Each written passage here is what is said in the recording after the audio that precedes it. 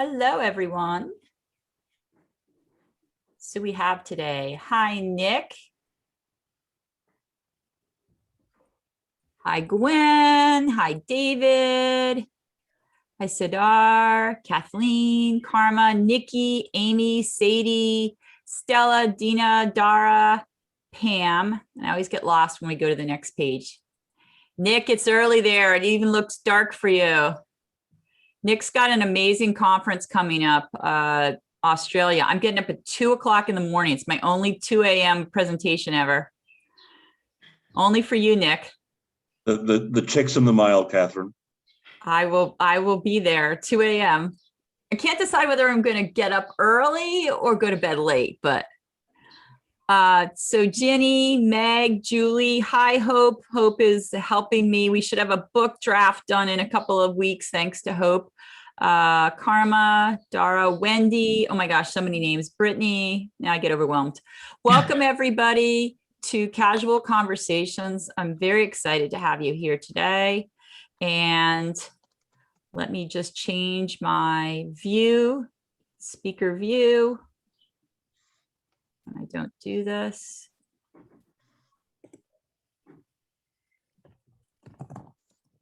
Okay.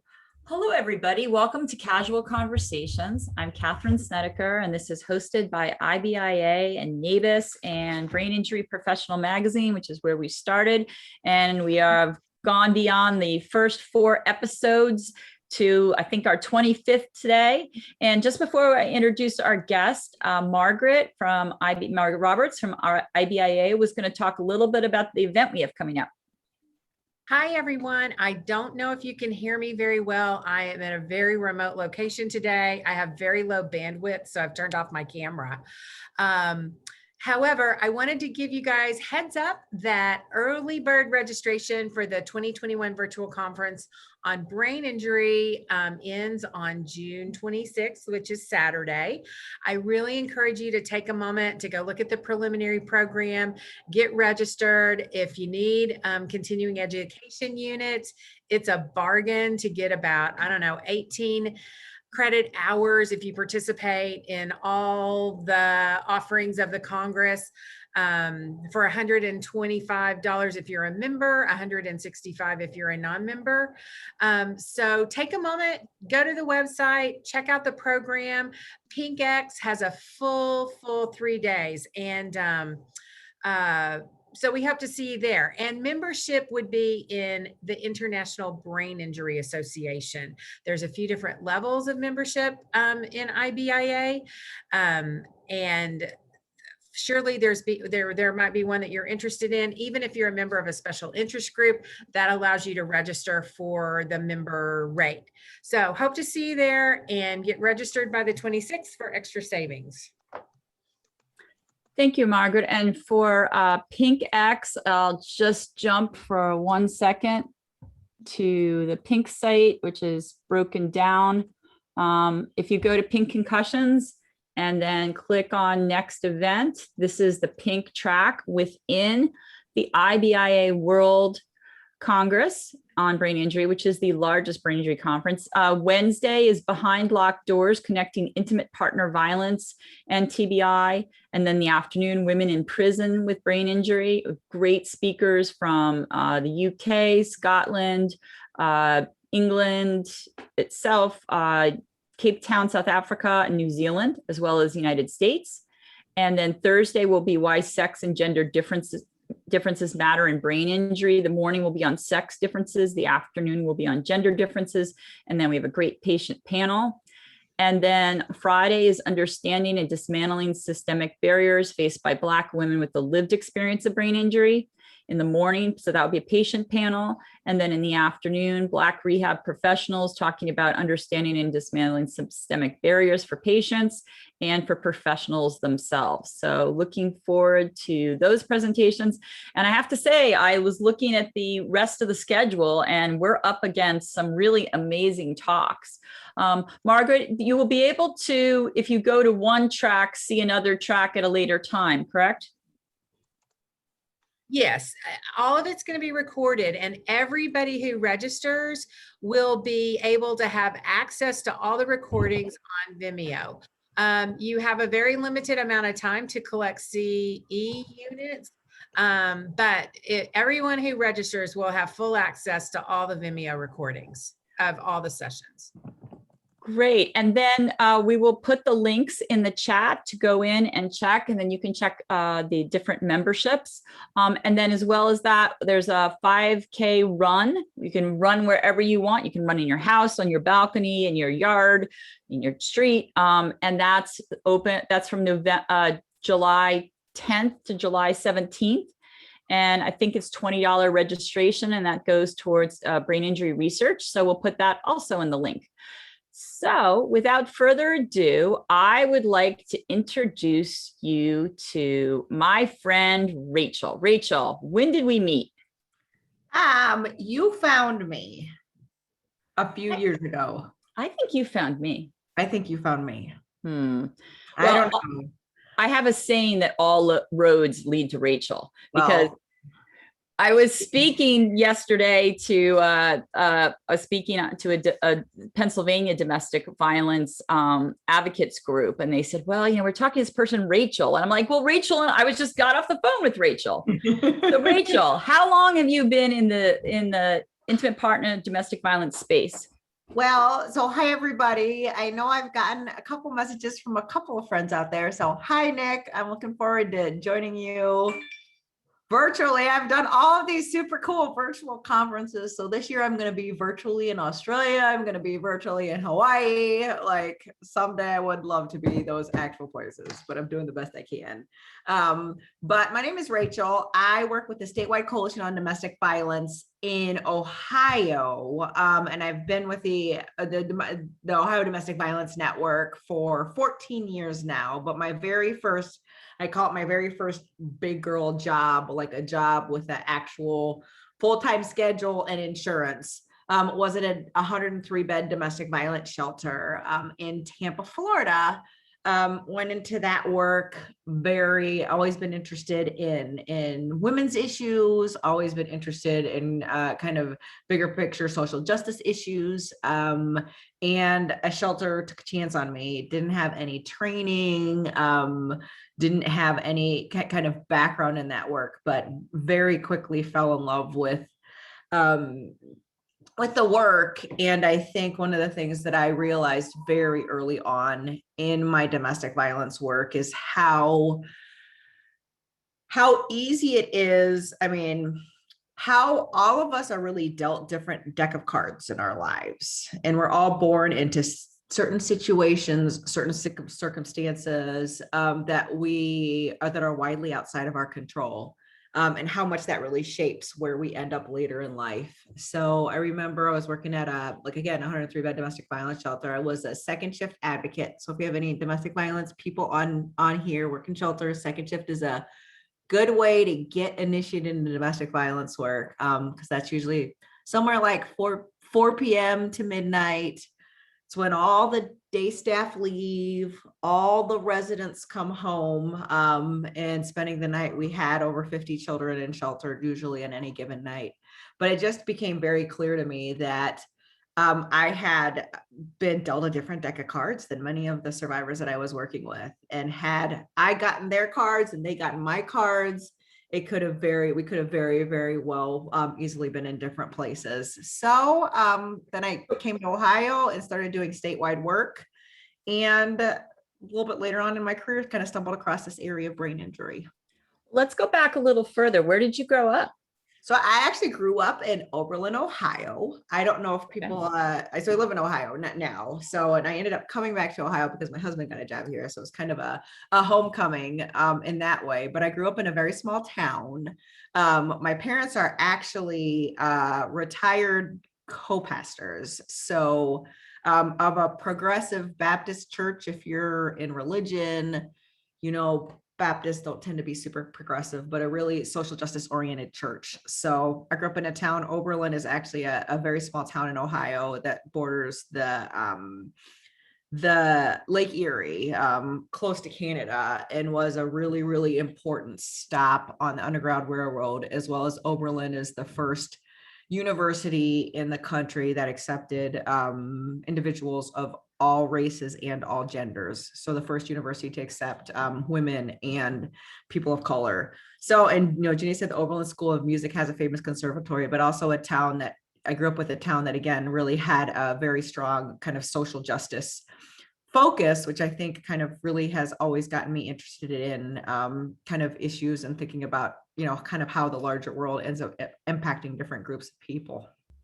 And were you a good student? Because I always know that there's young people on the call. Was academics a part of your background? So I went to a very small Oberlin Public Schools, is a school system I graduated with 85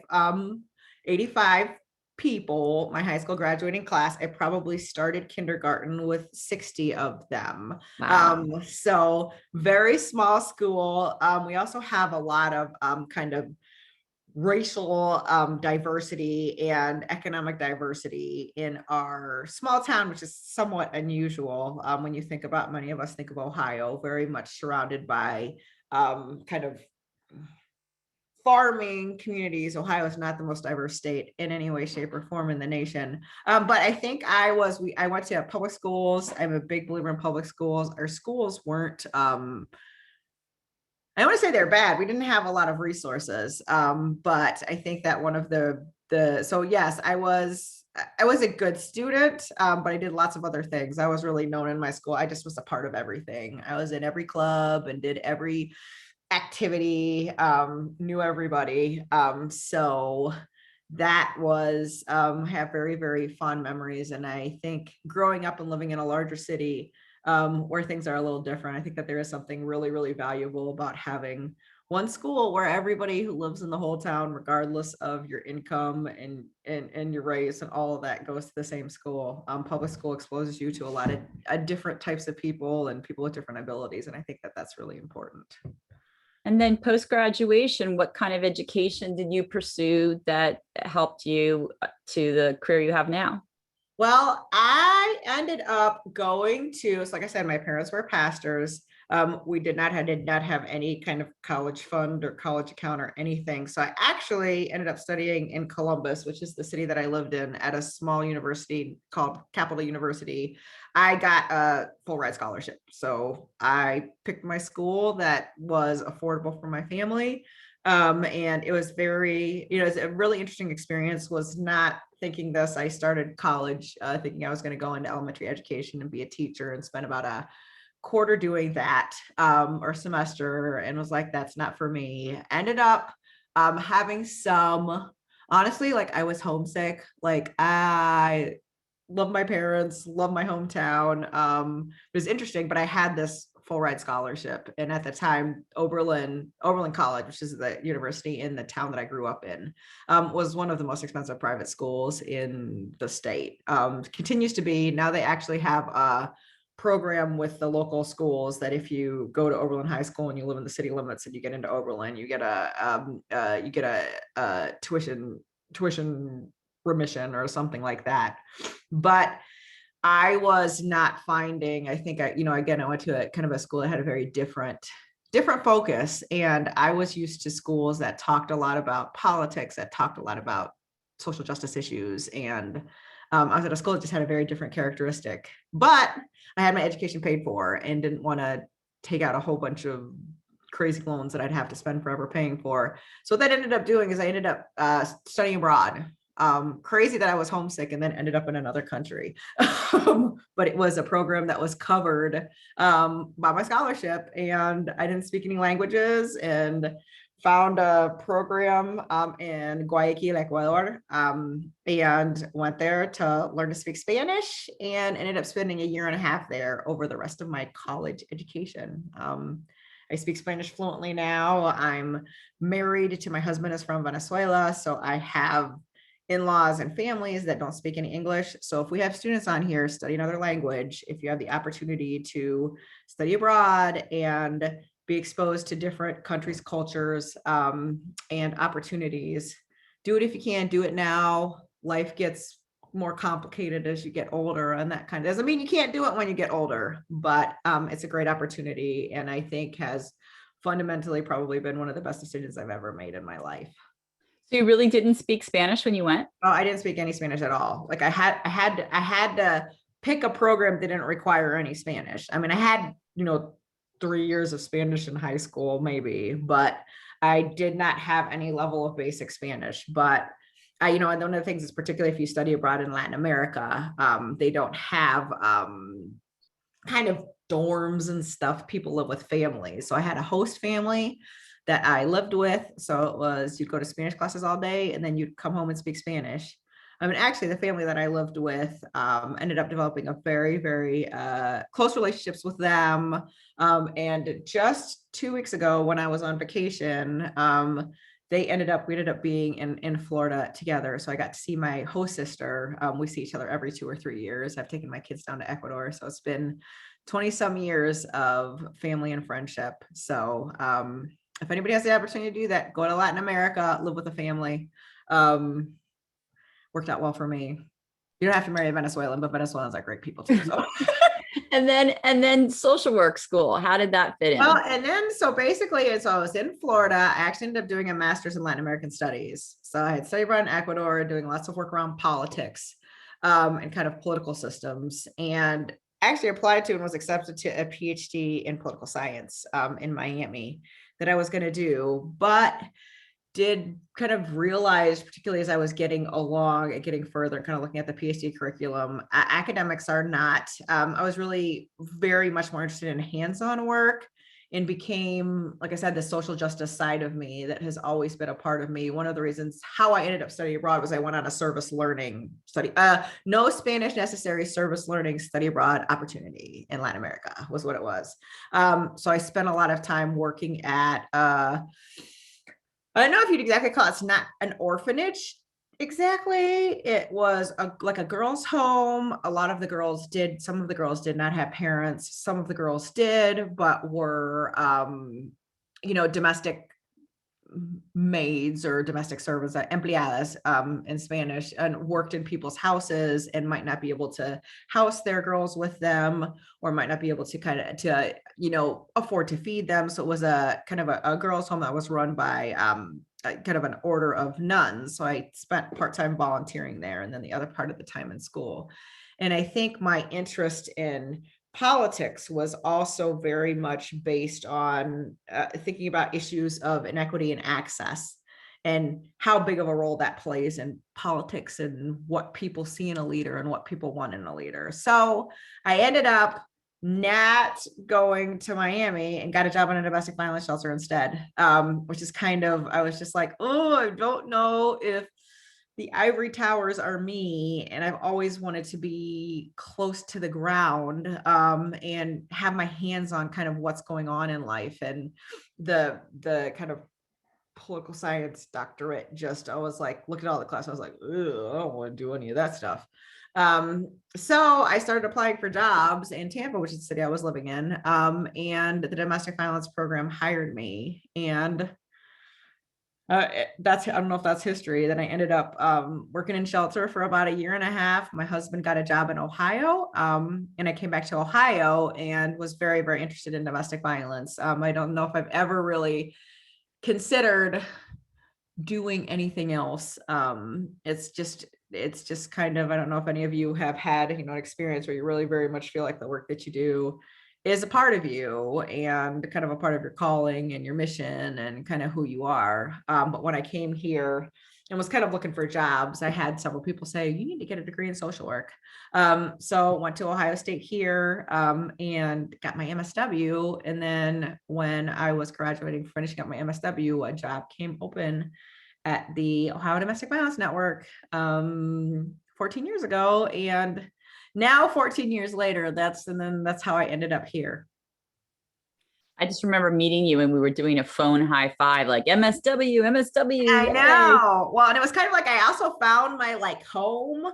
When you talk about social work, I found politics was really interesting. And I don't know if you ever had but it's not who I am. It's not what I wanted to do. And I remember in social work, when you go over those Values of Social Work, which of course I don't remember, it's been a long time since I've read them, but you're like almost like you just want to like stand up and be like, I'm a social worker and this is what I believe in and this is how I think the world should be and these are my values. So I think I found my home in social work, though I will say that social work, I do find it interesting with the connection of social work and domestic violence, even though obviously social workers deal with so much domestic violence. Being a social worker absolutely helped me be a domestic violence advocate. Yes. But I did not learn hardly. I mean, there was no coursework on domestic violence. There was no, like, I did all of my stuff. I did my internships. I did my papers. I did all that stuff around domestic violence. But, I do find it interesting that sometimes in domestic violence programs, we really want to have social workers. And again, I think social work degree makes you better about just about everything. But there's not like anything you necessarily learn about the specifics and the dynamics of working with domestic violence and social work. So I think that's very true. Look, my last talk before COVID was at my alma mater, Fordham, and I went to Westchester, and they actually gave you at the end, they gave you this little knit bag that had hand sanitizer in it. And I'm like, what a weird gift. And literally like 3 weeks later, I'm like, where is that hand sanitizer? But there were about 50 grad students there, and none of them had any. I had asked, well, do they cover domestic violence? Do they have other things going on in school? And it was still sort of the how to do what you want to do, but you have to fill in the blank of the topic that fascinates you. So again, yes, I'm not saying that programs should not have social workers. I'm just saying we need to think carefully about requiring social work or a social work degree to do domestic violence work, and just think about what that is and why that's behind it. And I mean, I think, again, thinking about domestic violence advocacy is an area that was really founded by people who are experiencing domestic violence. And it is not something you learn in school at all. We know that there's lots of reasons why people have. I think that one of the things that you learn in social work, or at least I learned being kind of I was like a medium person. Like I didn't want to be a therapist, but I like public policy is too big. So for those social like mezzo, they call it like kind of the medium, like not direct service, but not like public policy changing laws and all that kind of stuff. I just think that it's really, really important. So much of people's lives is about access. And we know that not everybody has equal access to education and educational opportunities. So I think that there's always social work is a highly not diverse profession for lots of different reasons. But I just, I think it's interesting for any of us who work for domestic violence programs, that just really thinking about educational requirements and how and why we're asking for those, where that comes from. Because I think a lot of good employees, particularly with experience and lived experience in domestic violence, which is so important, can be kind of disqualified for positions they'd be really good at. I know Linda says Rutgers social work has a certificate in violence against women and children. So yeah, Rutgers has a great certificate. The University of Colorado at Denver, I think that's what it's called. It's in Denver. I'm pretty sure it's University of Colorado at Denver. I did a training for them last year. They actually have a master's certificate program in domestic violence. There are a couple of places that are starting to get it, which is really important. But I just think that I know social work also has lots of kind of regulatory issues of what needs to be covered and this and that. But there's just not a whole lot. I mean, you can integrate domestic violence into the coursework you're doing if that's your interest, but it's not like you're going to, and I also think domestic violence is something that you learn in school. It's something that you learn from survivors. And in the 14 years, I mean, just in the couple of years I've known you, you have produced so many tangible things. Would you talk a little bit about the tools that are available that you've helped to create on your website to actually have to put into somebody's hand? Well, and I think, and maybe I will take just a minute to talk about how I got to the brain injury piece of domestic violence. Okay, definitely. Is that okay first? Yeah. Yeah. And I know I'm going to ask this question real quickly. In Pennsylvania, PCADV requires 45 plus hours of training for all volunteers and employees. Does Ohio have similar requirements? Ohio does not have, I mean, we have promising practices. We don't have kind of regulatory power. I know regulatory power, I don't know if that's the word, kind of over domestic violence programs, different state coalitions. I know Meredith, we are kind of the equivalent body of PCADV in Ohio. PCADV is one of the oldest, strongest, and most well-funded and most brilliant coalitions in the country, honestly. One of the very first coalitions, houses many national programs. But at most of our domestic violence programs are responsible for the 40 hours of training for their own employees. So that's not something that we provide. And it's not, we don't kind of regulate or audit or check and see what it is and what that looks like, but do a lot of extensive training. And maybe that's a good kind of segue. When I started at ODVN, I coordinated all the training for many, many years, spent 5 or 6 years doing a statewide project, capacity building project with domestic violence programs around trauma-informed approaches and trauma-informed care, and did lots of training. We wrote a manual, kind of a toolkit, kind of a how-to. I think one of the things we'll talk about, I know, Katherine, you initially asked about resources that have been developed related specifically to brain injury and domestic violence. But one of the things that has been really, really important to me, kind of my entire career, particularly in domestic violence, and I'm really, really glad that when working at a coalition level with domestic violence programs, that I have experience actually working in domestic violence programs. I don't think that there's any way I'd be able to do the work that I do if I didn't understand the incredible, amazing, challenging, really, really hard work that domestic violence programs and domestic violence shelters do. And we have amazing, passionate, committed advocates that are almost doing the impossible. I mean, particularly now with COVID and with everything going on. But I've always wanted stuff to be useful, to be practical, to be hands-on. And I think that one of my real,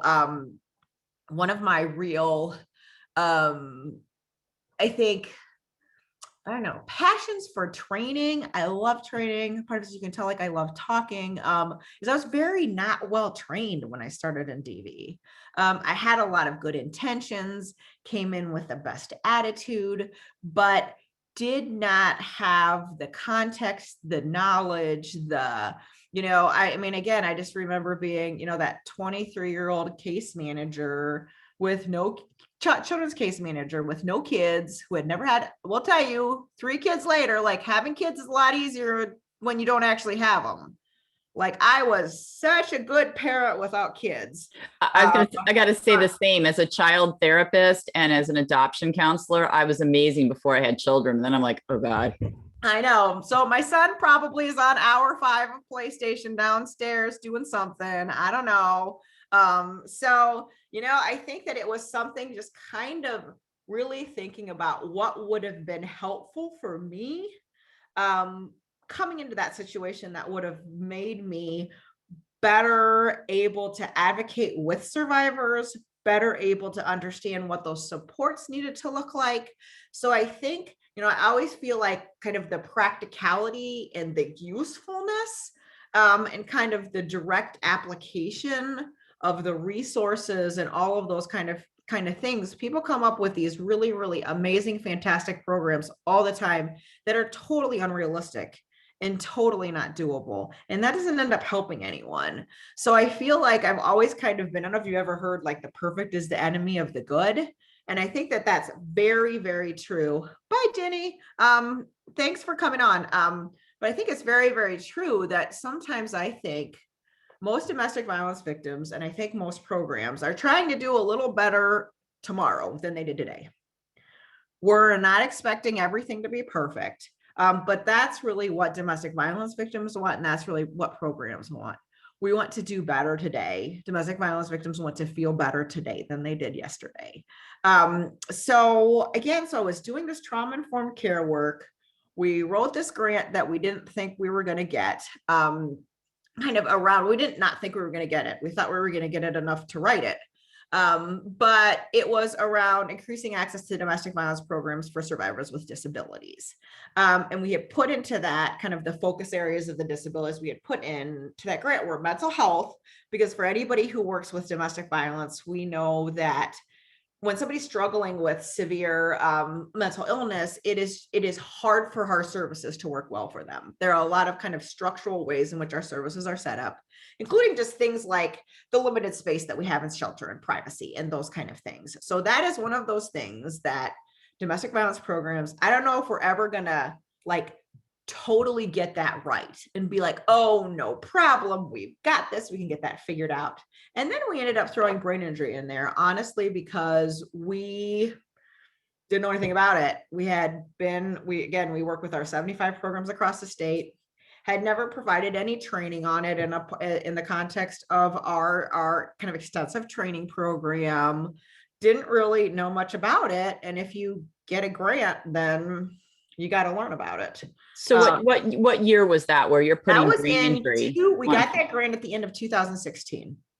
And I remember when we found out about that grant, my boss had been like, remember that grant we wrote? I was like, we got the grant application super late. If any of you work in like the nonprofit world, like we didn't really know about it. It was last minute. Like I was on vacation trying to get my letter from my person at Mental Health and Addiction Services that we needed for tomorrow, and trying to get actually my research partner in this endeavor, Dr. Juliana Nemeth, was like an old friend from the practice world. And she worked at Ohio State, and we like needed the letter today.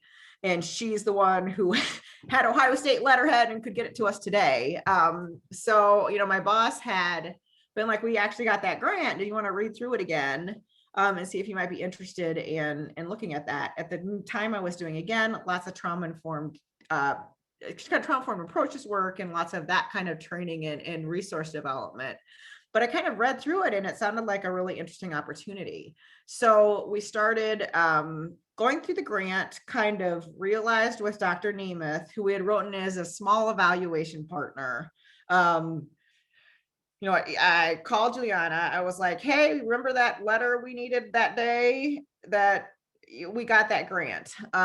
Sat down with her, and as we were looking through the conditions of the grant, it became very clear that just based on what we were trying to do, that we weren't doing evaluation, we were actually doing research.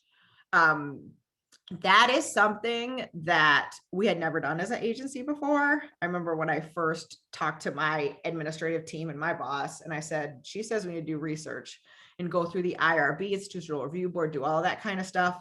They told me, no, we don't, like, we never do that. No, we never had. I mean, that's just not how we had done projects. And it's rare. And when we think about these kind of direct service grants, but we ended up doing that, and I'm really glad that we did. And I think that a part of our first planning part of this process, so we partnered with 5 agencies, and we had to figure out how to make our shelters or our organizations work better for survivors who are impacted by brain injury and mental health. And I think that, somebody speaking about brain injury as if it is mental illness and mistreating it as such is the problem. Absolutely. So I think that that's, one of the things that, but again, we were going into this, what we ended up doing is we ended up doing focus group with these 5 domestic violence agencies that were in different parts of the state, looked very different, very varied. And we did groups with them, and we asked them a whole bunch of questions about what do they know about mental. We had a whole mental illness track and a brain injury track, and kind of asked the same kind of questions, but what do you know? What does this look like? Tell us about a time where you've had a survivor who was struggling with this issue and it went well. When it went well, why did it go well? When it didn't go well, why didn't it go well? What do you see are some of the barriers? What kind of training? What kind of education? What kind of resources? We really started by listening. And I think that that's another piece for anybody who is doing, this is very, very similar to domestic violence direct service, is you start by listening. You start by listening for needs.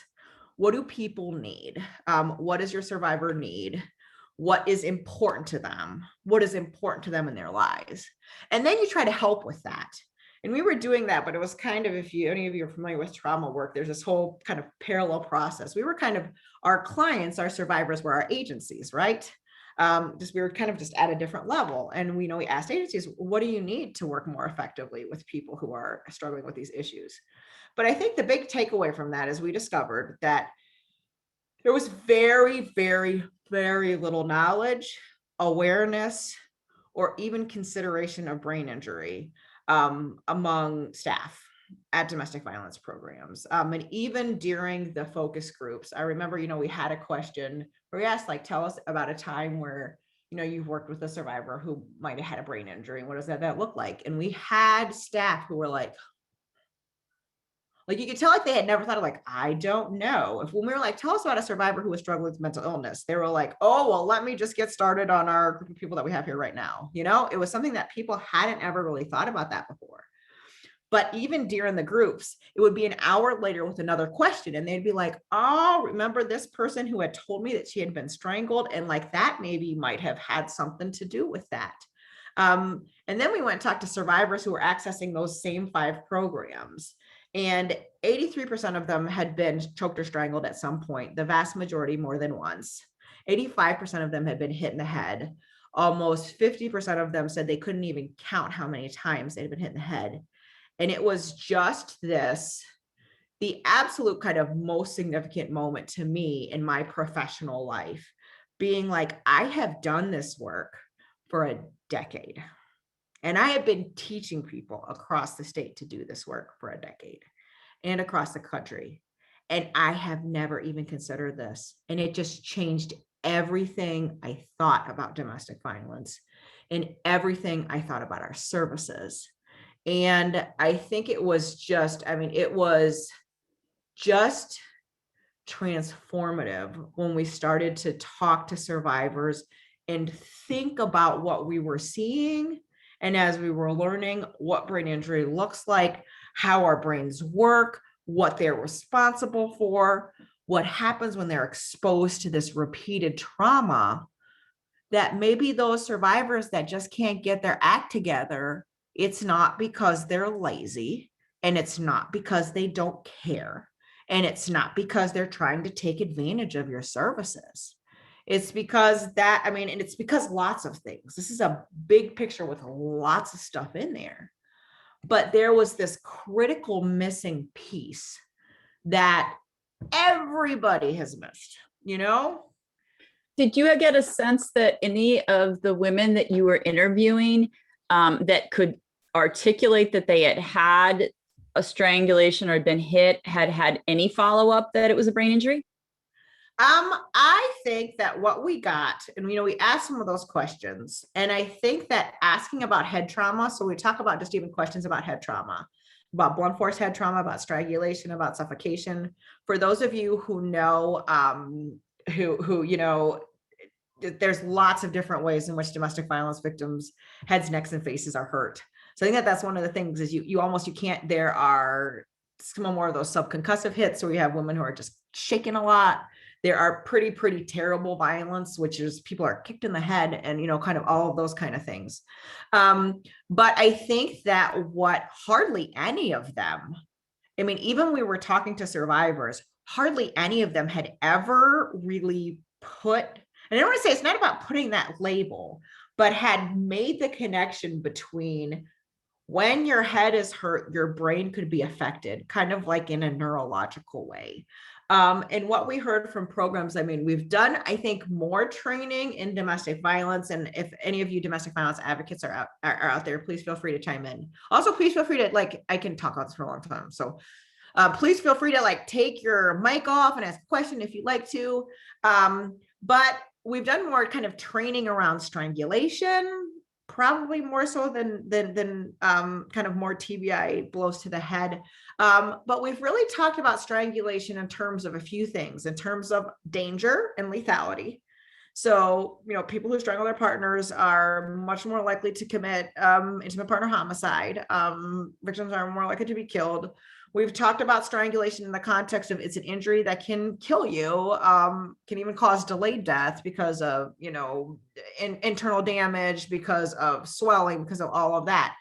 But I don't think that we have had that strangulation conversation around it can also leave people with a lifelong disability, and can impact your body and can impact your thinking and can impact your emotions in ways that are not obvious. Does that make sense? Like ways that are not like you bump your arm into the wall and your arm hurts. That makes sense. I always love the studies that they have where they give someone $1 million to determine that people in abusive relationships are more likely to suffer depression than people who aren't. Well, duh, of course. But this is that, like, I was strangled and now I'm having balance problems. I think it's the same conversation that you're having with athletes, that you know, this is connected. I mean, it just doesn't always resonate.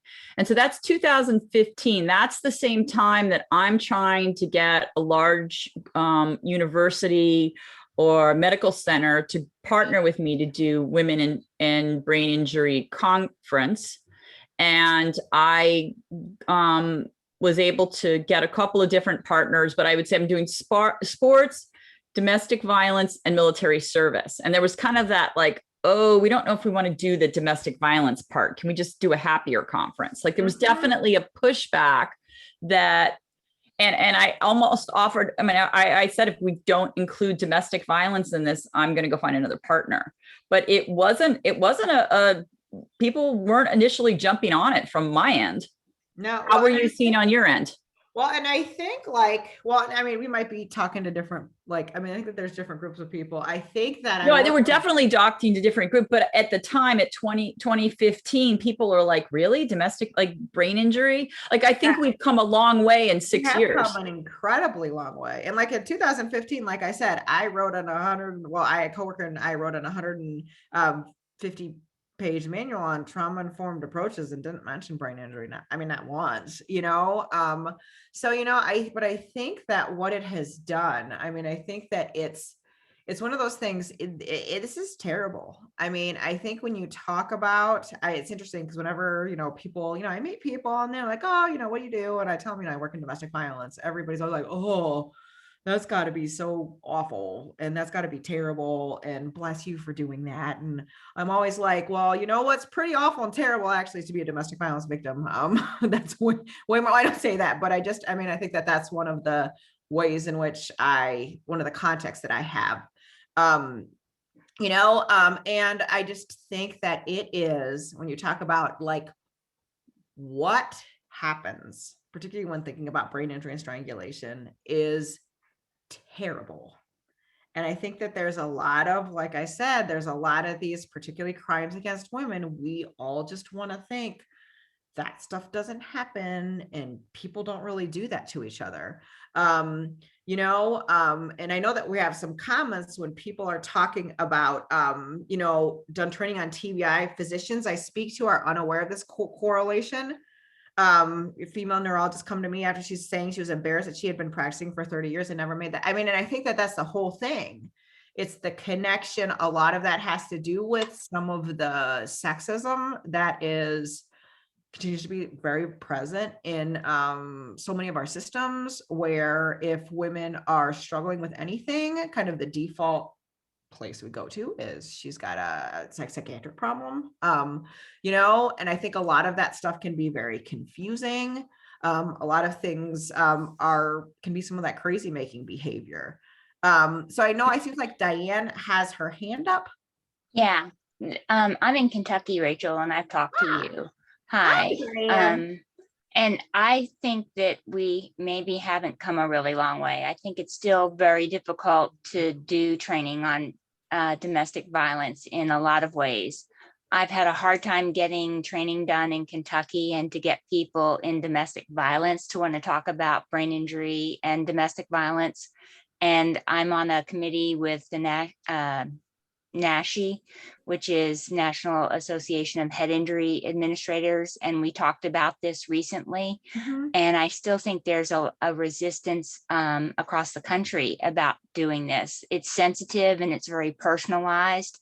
And so I don't think that we welcome this across the board as something that we should all address, but it's something that I see that we really have to attack across the board. And I don't put it with sports injuries. I think that very much like veterans coming back, there's so much trauma associated with it. There's a lot of post-traumatic stress disorder for these individuals as well. I think there's a lot that we have to do psychologically with them when we treat them. Mm-hmm. Thank you so much, Diane. And I mean, I do think that that it is true that there is Oh, and there are some great comments here. Oh, I'm going to make sure all of you all follow up with me because I love talking about this. But you know, Rachel, I'll copy the comments and send you all the comments in one email. Well, and I think that, you know, the whole thing people are talking about, you know, kind of the brain injury sector. I think that's the other thing on a bigger picture, like the brain injury world and the domestic violence world have just never even operated in the same spaces, you know. And I remember something from getting to know you, Katherine, and some of those initial calls where I was on this, like I was the DV person in this brain injury room and people would be talking about this conference and that. Like I remember like IBIA the first time, well, who's going to IBIA? And I was like, what is right that? And which is the reason in 2017 we put together this domestic violence task force, which Rachel and Lynn Hogg, Angela Colantano, Catherine Iverson, and Eve Valera. And so we put that together in 2017 and we've had, I think, 26 phone calls. We've literally had 11 phone calls in 2018 where everyone had to learn how to do Zoom. 2019 where we got Zoom down. In 2020. Like, oh, should we try it? We're going to have a call. Like, should we try this internet thing? Let's just see what we think about that.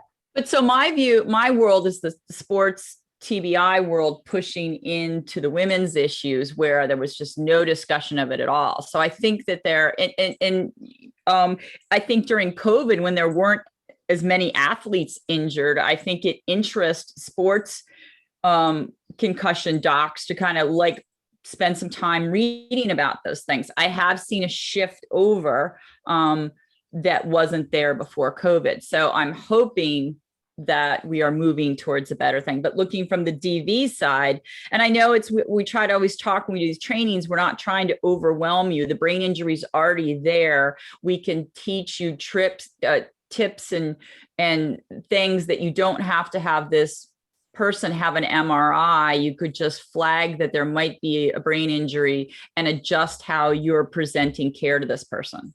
And I think that was really what kind of the basis of we did not have a medical partner as a part of our grant. And I love what people are talking about in the chat. I think that there's a really important discussion talking about even the whole label of post-traumatic stress, like disorder, like, is that really a disorder? Or is post-traumatic stress symptoms, is that actually really a very normal reaction to these kind of out of control events? I also will say one of the most important things I've ever heard when thinking about the impact of stress and domestic violence is we talk about post-traumatic stress disorder. One very important word there is post, which is like so much of the understanding of PTSD was for people who were no longer in danger, people who might have been deployed in combat and we're not in combat anymore. There is a lot of not post in domestic violence. So even if I manage to escape a relationship, which is honestly a freaking miracle, particularly that these individuals who have these brain injuries are able in some way, shape, or form to get out of these relationships, that does not make it over. We know that the vast majority of victims of abuse who are murdered in domestic violence homicides are murdered after they left. So is that even really like a maladaptive reaction when you are having to go back to combat every other week, when your partner is doing the custody exchange? You know what I mean? Like you're still in the war zone. You're still at war. So, you know, thinking about how that impacts the brain and that impacts healing. But I think Diane was talking about, I think that's the other thing around this whole concept of partner-inflicted brain injury. Like, this is very, very different than sports concussions. This is very, very different. And I think maybe a little more, this is very, very different than kind of combat veteran experiences. Maybe kind of a little bit more in line, but we know that, and I know that that's a lot of the work that you do, Katherine. We know that the vast majority of combat veterans are male, and there's just differences in that too. It's just not that being in an abusive relationship and being at war, there are analogies, but it's not the same thing. Sadly, I have yet to, of every 10 female veterans I talk to, 9 of them is military sexual trauma is how they got their TBI. And that piece. And I was at the Bronx VA and I said, you know, could you set up a meeting with some of the women that this was years ago. And they said it's all polytrauma, military sexual trauma. and the VA has been very good about letting me in and using their spaces and great alliances that they've done a lot to promote our work, but the work behind it's really military sexual violence. Yeah. I know Gwen's had her hand up for a while there. Gwen, I didn't want your hand to fall I can't see asleep. you. I'm sorry, Gwen. Oh, No, I no, said- thank you. First, I want to just say thank you to Rachel for all the help she's given us here in New Mexico. But we really, domestic violence programs have not really taken this up as an issue. And so there's little knowledge about it, but we've been doing training for them and healthcare professionals for the last couple of years with a grant that we got. But now what I'm seeing during COVID, I've gotten a number of calls from survivors who have tried to attend court hearings online, and judges get really upset with them because they can't follow what's happening. They have difficulties. And even in the courtroom, victims have been just basically thrown out of court for being disruptive. So there's very little understanding in the court system, and that's kind of our next task, to try to get them trained. But I think that's a really important one for domestic violence victims, because they do go to court for orders of protection, custody. So, and all of these kind of assumptions that we have, thank you, Gwen. And I mean, I just had an email I get, and I will tell you, like, I get all of these emails that are, a bunch of them come through. We have like a little contact us button on our web page. So it's just like, a random person. And it is just what these women are stacked up against and what we are expecting them to do when we understand the history of, and I think that's one of the things that's so unique. Like, we're talking about, you got this brain injury in the context of a really complicated ongoing traumatic event. So we have the brain injury, the neurological damage, what that is. We have if any of you have done the trauma-informed care stuff, the fight, flight, freeze, the stress response system, all of that stuff is all off too. And then we're like, well, why the freak does her story not make any sense? Why is she, why is she so sensitive? Why she's acting like this? Why is her emotions not right? Why is her, it just is amazing I just think the longer I do it, I'm more like it is amazing that anybody actually gets help. So that was really, and Natalie, gets you 1 second. That was really part of our focus of our project was, it's very easy when you work in domestic violence to be like, everybody else sucks with domestic violence victims, but we have our own opportunities for growth, as I'm sure you know, Gwen, within domestic violence services, and we can do something about it. So it's really thinking about, how do we need to provide our services differently? What does access within domestic violence programs look like?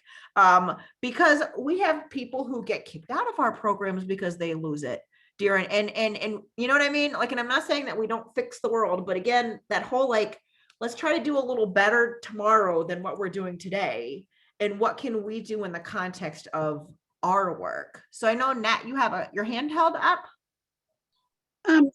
Excuse me. Thank you. I'm in New Mexico, and I'm disabled. I have had multiple traumatic brain injuries, and now I'm an advocate. And it's just really, really sad how, we're now in 31 years of the ADA, the Americans with Disabilities Act, and we are in DV, and I experienced DV again 40 years later, and it's actually worse.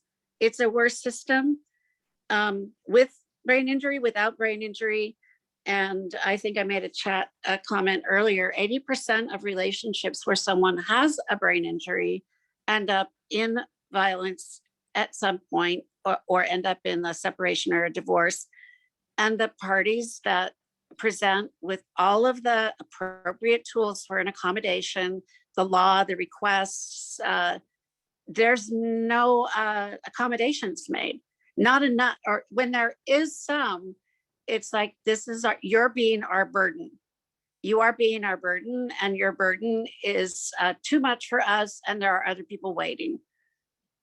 And then your charges are dismissed, stories are flipped and changed because they're saying it's basically, you don't matter. So we really do need to keep working on it. And Gwen and I are going to have a meeting tomorrow about how do you work with someone with a disability to accommodate them in the court system. But whatever you bring in, they don't want to use it. So they continue to victimize the victim. And that's where I think our challenge is. How do we not continue to victimize the victim? And how do we also support the change and the shift in the perpetrators? Because their victimization came at some point, which was causational factor to their behavior. So we don't want to forget that either. Thank you. I'm loving this, and I'm sorry I missed the first half. Oh, no. I had a client. We'll put the recording up. Thank you for your comment, Nat. Claudia? You. And then Ava? I am an attorney at a domestic violence agency in Overland Park, Kansas. And I stumbled upon PINK Concussions, and then I stumbled upon these talks. So this is my first talk, and my wheels are spinning. I feel like we're still trying to catch up the bench, the judges, with understanding how PTSD affects a person's ability to talk in court and with their abuser right over there. And also just thinking about all the clients I've worked with that on this side of it, excuse me, with this additional information, probably have brain injuries. And for those of us who are in like direct service, is there a resource out there that you all could point me to at just where to start? What kind of doctor to send these people to get more information? Because, I mean, obviously they're going to need long-term, but in the immediate, where do we start with that? I think you're still on mute there. Sorry, thank you so much. I'm putting a quick, this is a link to a podcast, actually. Okay. I'm going to make sure you all get my contact information, but this is a podcast that is really specific about courts and traumatic brain injury. Eve, who is on our PINK Concussions task force leadership, is a part of that, but really kind of details a survivor story about kind of what it is and what it is that looks like. But I did want to share with you real quick. I think I am able to, I hope, oh my gosh. Okay, I'm hoping that I'm doing this right. Give me 1 second. I just did want to share you some of the resources. I'm going to show you where are some resources that hopefully you can start off with. Can people see a webpage that says the Center on Partner-Inflicted Brain Injury? Yes. Okay, I have 2 screens now. I'm on like week 3 of 2 screens, and like Zoom always freaks me out. I'm like, I don't know what I'm seeing. But I did want to show you, and if you just go to odvn.org, under our work, you'll see brain injuries right at the top. I like to think it's because it's most important, not because it starts with a B, but I'll take what it is. I'll take it when I can get it. But you'll see down here, we did provide some information. One of the things that we were noticing through the pandemic is that there are survivors who have were very bothered by masks, who had been strangled, and the whole not being able to breathe piece, and then kind of that being very triggering. But we have developed a handful of resources that were used with our domestic violence programs, developed with. These were our, remember how I was talking about in the beginning, we asked our programs what they needed, and they said, we need something to hand out that is domestic violence specific, that is in plain language, that is understandable, that is not the little Ohio Department of Health concussion sports fact sheet that we're trying to adjust. So we have a set of and I know somebody had asked me questions kind of about screening and identification. We have a framework called CARE. I will make sure to get you all more information about this. That is really, or maybe we do another talk about this someday, some of these specific tools, Catherine. And then I also was going to put the link up to your presentation on the domestic violence task force. And I'll just do a quick, if you're interested in this topic, please join us on the domestic violence task force. We meet the last Tuesday of every month, and Rachel's done a number of presentations on there, and we have one coming up this Tuesday. Yes, but for example, we just made a simple card. You'll see this in these. You can print out. They're downloaded. You know, one of the things that we know that just has your head been hurt that we ask about, has your partner ever done this? Are you having physical problems? Are you having trouble doing all of these things? We have some information on the back about after a head injury with danger signs. We didn't make any separate, we didn't make a TBI brochure and a strangulation brochure or a suffocation brochure, because we know those things happen together. But I think that one of the things that's so important, and then what we have a framework called CARE that is really around accommodations and really thinking about how is it our job within DV to provide services in a way that works for you. It's not your job to have the skills that we need you to have in order to fill out our 45 pages of paperwork. It's our job to develop an intake process that works for you. So it really is around really thinking about those accommodations. I would say very quickly, I know it's 3 o'clock, that education and information, it is life-changing for survivors who have spent their lives thinking that they're stupid and thinking that they're crazy. And they don't know why they can't do things that they used to be able to do. They don't know what's wrong with them. They have had their partners tell them that they're crazy and stupid.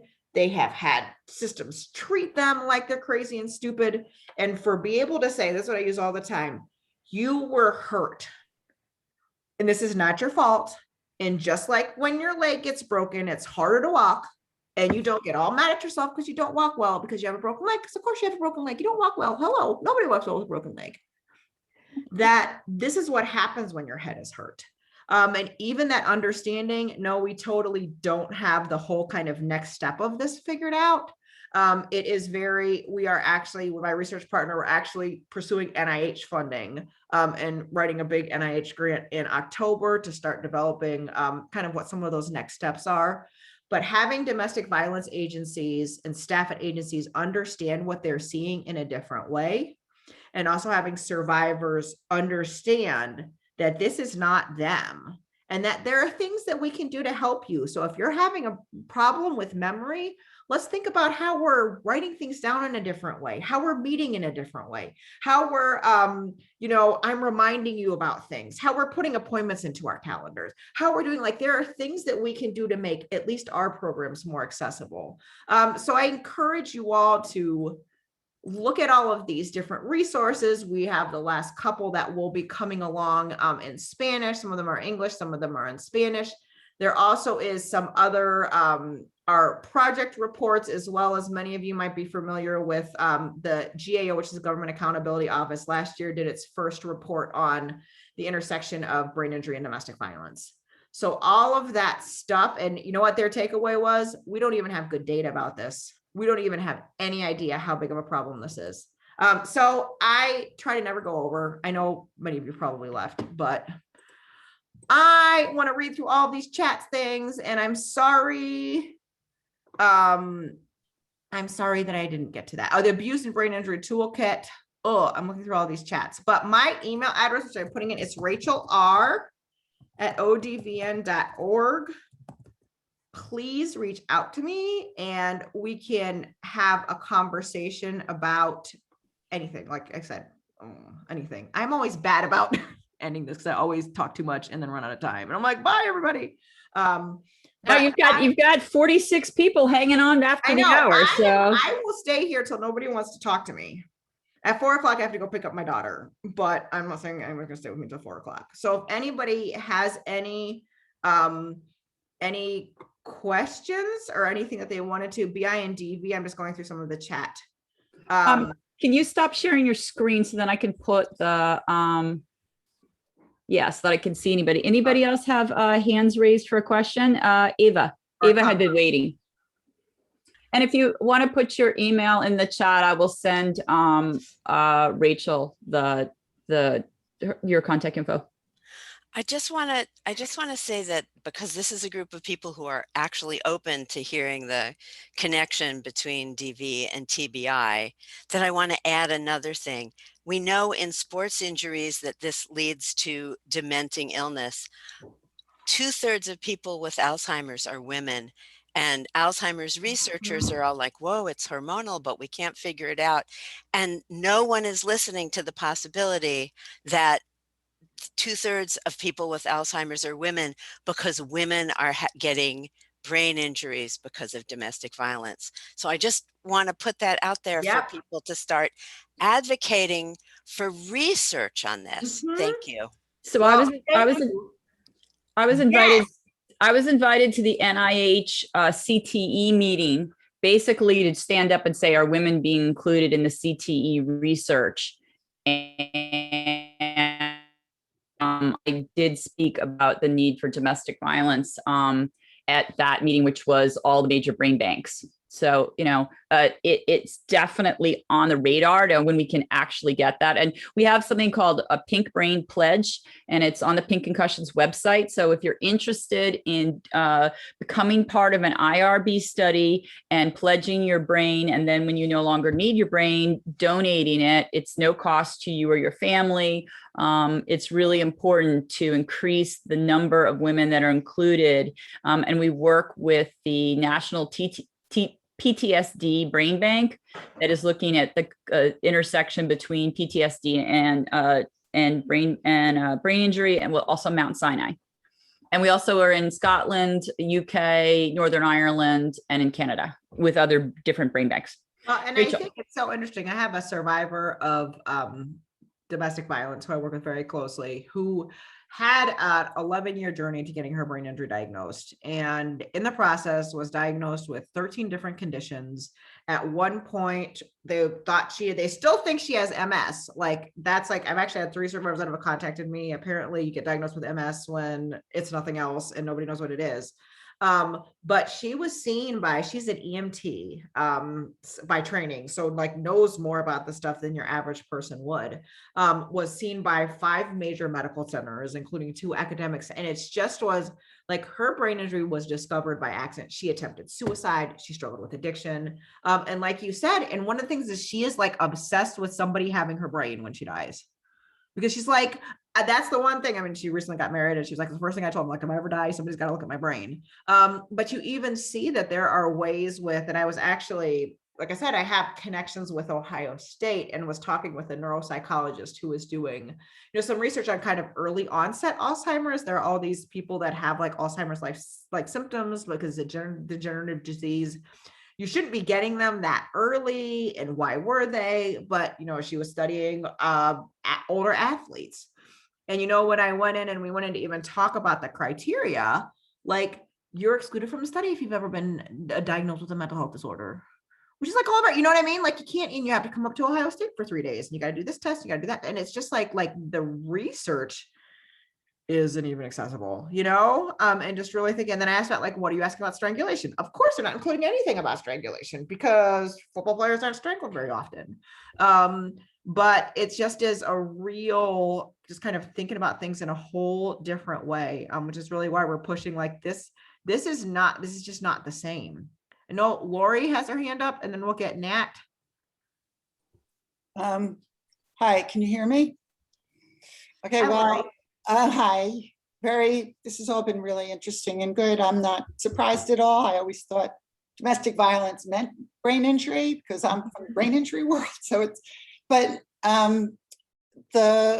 see if I can remember what so multiple brain injuries, and there has been research on this, and there are now more and more articles about the lifetime effect of brain injury. The more brain injuries you have, the more likely you are to have Alzheimer's or dementia and all sorts of other neurological issues that result. And so they're looking at really as a disease process rather than just, it's not an event and it's not. And so all these women are having those multiple concussions. So I mean, I have, but I'm not a DV survivor or anything. And so, yeah, that's not surprising about the Alzheimer's, but there's a whole world out there of other things that they're going to see. Well, and I think that's one of the things that we're seeing, and why our I don't want to say pivot. I mean, I know that we've talked a little bit about some of the challenges with the justice systems around domestic violence, but just all of the health problems that are created. And it's not like people, and again, this is something that it's been, I got an email from a survivor yesterday, like her abusive partner, he's dead. He died last year. Like, she's been away from him for 5 years, and she still has all of these balance problems and vestibular like all, and again, if you're not, like, people don't know that. And it's not like, I think even the conceptualization of so much of the kind of concussion is like, it was this thing that happened that everybody knows happened. And I had this stuff after it that I didn't have before it. And so it makes sense that it's concussions. And that's just not how it looks like or how it is for survivors. And, you know, like I said, I get these emails from people who it's been 11 years. And they're like, you know, one survivor who was like, every once in a while, while walking around, like whole half of my body, I just stopped getting feeling in that. And I mean, it's just not something, so it's not like people are coming in. That's what they're going in is like, I have this weird stuff going on and da da da da. And, you know, I think that there is so much. And I think, again, just that education for survivors to know that when you like, and I think the other thing I talk about a lot with domestic violence, there's so much gaslighting that happens in domestic violence, which is teaching domestic violence survivors not to trust myself. So like, am I really feeling wrong? Is this really bad? Is this all just in my head? Like, what if I tell everybody and then I get sent to a therapist, which, I don't want to underplay the mental health impact of domestic violence is huge. Mental illness is absolutely, you know, real and needs to be treated and attended to. But it's just like, I can't even, it's just not on the table anywhere. So just people knowing, you know, I tell people that all the time, like your brain has everything to do with everything your body does. So if anything feels weird or off, it might be connected or related to that. Yeah, absolutely. And one other thing I wanted to point out is with the Domestic Violence Task Force, there's talks by Rachel there. There's a great talk by Nick Rushworth from Australia. We have Austria, we have Colombia. I mean, it is, I think COVID showed us it's a worldwide problem. And I have tracked from the start of COVID in China, I tracked domestic violence articles appearing in the press as COVID shifted across the continents. So, you know, that we're hoping in this task force, which you're all welcome to join, that, you know, not everybody has to reinvent the wheel, that we can look at what countries are looking at different issues. And we have not really talked very much at all about women of color, women of indigenous groups, the cultural humility needed to work with these different groups. And, you know, it's like the framework is, we're still working on that, much less the subsets where we address, meet people where they are. Mm-hmm. I know we want to get to Nat, and then I think Lori had her. Thank you. So I had a client who self-presented to the emergency room, believing that her car was talking to her, that, you know, just a whole variety of symptoms. She has a 15-minute interaction with the psychiatrist on call in urgent care. She sent home diagnosed with a generalized anxiety disorder. 3 months later, had to do an intervention in the home. And she was, after we did the neuropsych testing, full on senile dementia with delusions, no, basically hardly any frontal lobe activity. And this is where I think especially women and men as well, but mostly women get diagnosed with this. And this is your anxiety, as opposed to there is a serious medical condition going on here. Fortunately, the delusions that she had gave her a lot of reasons why things were happening by inventing others who were the responsible parties for things that were occurring. And that is the only reason I think she did not end up killing herself, was that she could offset the distress she was feeling to the others, the 6 others that were living with her that were a part of her delusion. And that's a self-protective measure. Yeah. But we need to get so much better at identifying the symptomology, the causational factors, and really leave behind the 15-minute intervention, because for her, she couldn't connect to a follow-up appointment because she didn't have any capacity to be able to do that. And the yes ma'aming that goes on, or yes sirring, will you be coming to this appointment? Like, say, okay, so tell me when you'll be coming back and how will you be getting here? Like, really ask for that interface, because we tend to often say, do you understand that? And someone will say yes, and they just don't. So how do we get better at sort of that interviewing and interface that physicians and providers and counselors and advocates have with their audience that we're here to serve. Thank you so much. I am so grateful for this series. I'm so grateful to all the speakers. I look forward to staying in touch. Thank you. Thank you. And Lori. I just want to add a point about, someone asked, what's the first thing you do about bringing brain injury to the DV arena when somebody comes to you? Is I think it's really to make them aware that there could be this problem, because I mean, they are sent to psychiatrists who then drug them with all sorts of things that make it worse and stuff like that. People with brain injury have one of the most widespread problems is unawareness. So they don't really, no one has a clue unless they're taught, and nobody wants to hear they are quote unquote brain injured.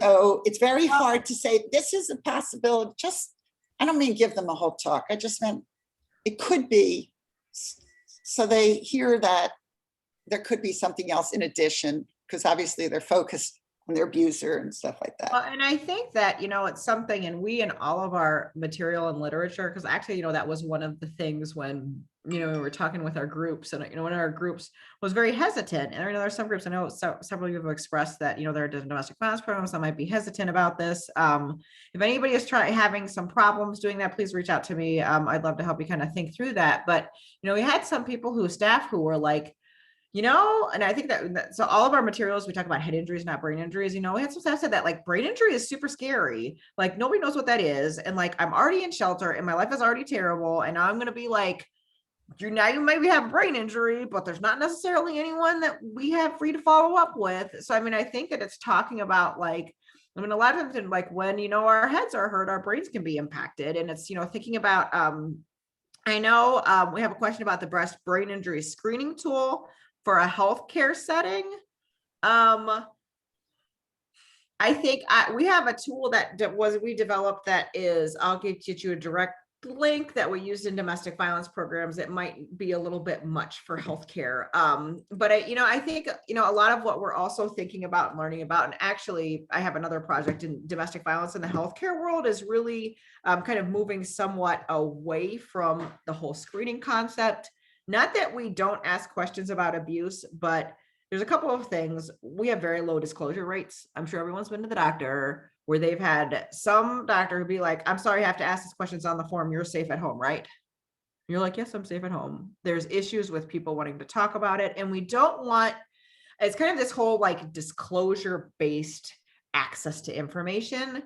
We don't want people to need to, there's a lot of reasons why people don't disclose abuse in multiple settings for lots of really good reasons, but we don't want like that to be the litmus test for you to get access, because like, so if I go to my doctor and they're like, you're safe at home. And I'm like, yep, I don't ever get any information about domestic violence.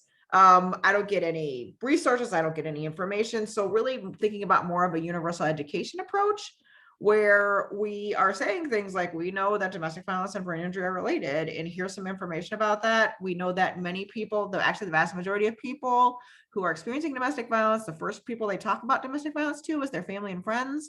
So this could be important for you. This could be important for, a neighbor. So you can have access to that information and that resources. So, I think that screening is just, it's complicated. And I think that there's a lot of, ways, but one of the things I know people talk about, a lot of people use Helps, which is a tool that you can Google that's online. This chats tool we actually ended up creating is, I don't know if you've ever seen those movies that are like, how there's like based on a true story, and then there's inspired by, which is actually like a little bit farther from the true story. You're like inspired by the general, this is inspired by the Help screening tool. And I think that we're really trying to think about this as much more than screening. It's about helping people identify, get educated. It's about identifying what people's kind of primary problems are. It's about developing accommodations. Chat's one of the reasons we developed it is Helps does not have a specific question around strangulation. There's some language in Helps that is, Helps is, it's actually also an older tool that wasn't kind of created specifically for domestic violence. So I don't. And there's the modified Helps, right? There's the modified Helps. But again, like HELPS is E is, have you ever been in an emergency room? Well, guess what? Like probably 75% of our domestic violence survivors should have been in an emergency room, but haven't been in an emergency room Right. because they weren't able to when there wasn't access. So like our emergency room question is, you know, have you ever wanted to see a doctor about this, even if you couldn't? Like, have you ever been concerned enough about things that are happening? So, but I really do think the relationship building, I don't think with any of these things, particularly things that have a lot of stigma, a lot of misinformation, and a lot of like, it's not about finding the perfect question. And there's this perfect question that's going to make everybody say yes. It's really about that relationship building. And it's about providing information kind of regardless. It's not based on you tell me something and then I'll say, oh, guess what? This is what could happen. So, I'm gonna cut you off, Rachel. I love you and I could talk to you forever. I want to give a couple more minutes. Nick, would you put your conference in the chat? Make sure we have IBA. Nick can stay for IBIA. 7 hours, don't you, Nick? So I think we're less worried. I've never been worried about having content, but I'm doing a kind of all-ish day. So you're getting up at 2. I'm starting at 7:30 p.m. and we'll be going to the wee hours of the morning. I saw that the other tracks have like 9 speakers and your track is just you. Yeah, I've also never, Nick and I are gonna be planning this in the next week or so. I've done lots of Zoom trainings and I've done lots of in-person training, but never done like there's in-person and I'm Zoom, or not Zoom or whatever. Like everybody's together except for me. I'm gonna be missing the party. Oh, Rachel, you could read from a telephone book and people will pay attention for 7 hours. Well, I have lots more interesting things to talk about in the telephone book, but yes. I want to thank Rachel for being here. And I thank those were over an hour and 20 minutes. And we have 33 people still hanging on and people apologizing for trying to leave. And I will make sure that Rachel gets the chat. Hope will write up the notes. We'll email the links out. And thank you, everyone. A final word, Rachel? Final word, just keep on, like there's not a wrong, well, I guess every place is a good place to start. So I was gonna say there's not a wrong way to do this. Yeah, there probably is a wrong way to do this, but there's lots of right ways to do it. So figure out where your low-hanging fruit is. You matter. Getting this information to survivors matters. And just as we start to include brain injury in that bigger picture of domestic violence, I appreciate you all continuing to spread the word. And please follow up with me. And you can get more of me if you want. We'll have you back on the show, Rachel, of course. I'll have more to say, promise. And then this Tuesday, we are having a presentation that looks at ER in the United States, ER records of teenagers to show that Black teenagers are 4 times as more likely than white teenagers to be diagnosed with a concussion after an assault. And then we have Joss from the UK talking about the new UK study where they asked UK providers, the GPs, about if they knew anything about brain injury. So Josh we'll have 2 speakers on Tuesday. That's 2 to 3, same time on Tuesday. And thank you so much, Rachel. It's always awesome to talk to you. Take care, everybody. Go Bucks, OH! I'm pretending like I'm somebody else. Bye.